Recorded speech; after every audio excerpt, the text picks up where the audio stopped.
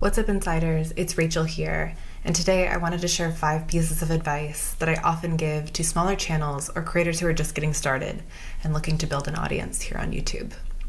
I've been at YouTube for about 4 years, a lot of which I spent analyzing thousands of videos and channels trying to understand why some channels just took off and were able to sustain their fame, and on the other hand, understanding why some channels decline.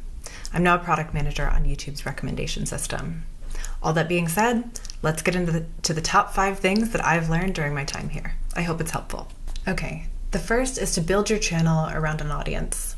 And I know that sounds obvious, but what I'm encouraging you to do is really design your content around people. Think about who is watching your channel, what they're interested in, and how their interests are likely to change over the course of 6 months, a year, to 2 years' time, if you're in this for the long term.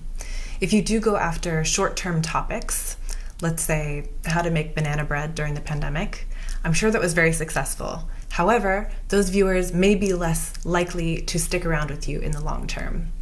And so design your content strategy around people and their interests, adjust it as their interests change, and remember that you need to do 2 things in order to grow.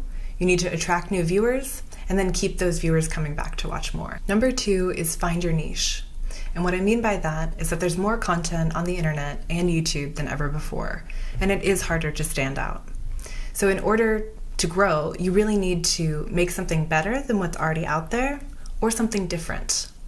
So for example, let's say that I wanted to start a cooking channel. I could either A, go after a niche market, or B, find a gap in the market. So an example of a niche market might be, instead of making regular recipe videos, I go after a specific type of recipe. So maybe all of my recipes are salad recipes, or maybe they're all sous vide. A gap in the market could be something that, let's say I have identified there's not a lot of videos out there for budget-conscious students. So maybe my entire channel are recipes under $10. So do your best to find your niche so you can either make something better or different than what's already out there. Number 3. Watch lots of videos. If you were going to start a business, you would be doing market research, which is an exercise where you go out into the market that you're entering, figure out what's selling, what people love, and really understand what they enjoy. And starting a channel is not that dissimilar. So what you really want to do is look at some creators that are producing similar content. Think about, what are they making that's working so well? And that's not to copy them in any way. That's to understand what viewers really enjoy. So let's say I've started my cooking channel. It's focused on salads. I'm calling it Salad Crush. I'm going to start out by searching for other videos about salad and seeing what those popular videos have in common. I actually did this right before I made this video, and a lot of the thumbnails had multiple recipes in the thumbnail. So maybe that's something that I'm going to replicate, because there's lots of viewer demand for 3 different easy recipes in one video. So maybe that's something I'm going to make as well. So understand what's out there. Do a ton of market research, watch lots of videos. Number 4 is to create and establish your brand. Having really strong branding, or a consistent style between your titles, your thumbnails, your colors, your graphics, and your fonts, really helps your channel and content stick out when viewers have so many options about what to watch, and it helps them easily become familiar with your channel and recognize it as soon as it's offered in recommendations.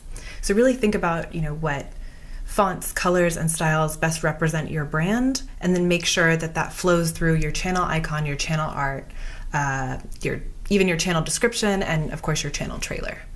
Number 5, and last but not least, is be consistent. It can take time and lots of experimentation to start getting viewers into a habit of watching your channel regularly. And in order to do that, to keep them coming back to watch, there are some strategies that some creators use, like uploading consistently, so on a schedule so viewers know when to expect new content, and of course continuing to deliver on the promise that viewers were first given when they started watching your channel.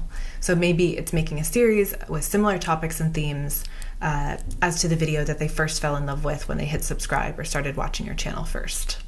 Of course, don't limit your creativity. If you're going to sustain audiences' interest over time, you will have to evolve.